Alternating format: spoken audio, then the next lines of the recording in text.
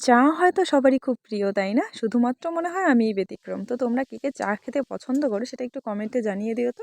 আর আমার আজকের মেনুতে ছিল বটুয়া শাক। যদিও বাবা এটা কালকেই নিয়ে এসেছিল, কিন্তু কাল তো ছিল নিরামিষ, তাই কালকে রান্না হয়নি।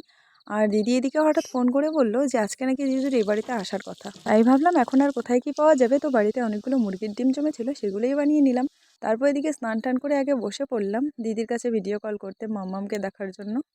আর এদিকে বিকেলের জলও চলে আসছিল, তাই আমি জল টল নিয়ে আসলাম। নিয়ে আসার পর দেখি টুকটুক বাবু আমাদের মুরগিটার পিছনে পড়ে আছে।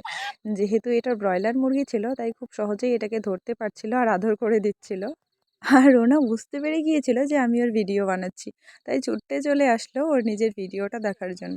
তারপর আমিও একটু বিকেলের মিষ্টি রোদটা গায়ে মাখাতে চলে আসলাম। আর শীতকাল মানেই তো কোথায় একটুখানি মিষ্টি রোদে ঝিলিক পড়েছে সেখানেই গিয়ে বসে পড়া। তো চলো, আজকের ভিডিওটা ভালো লাগলে লাইক কমেন্ট করে দিও আর চ্যানেলটা সাবস্ক্রাইব করে দিও। টাটা।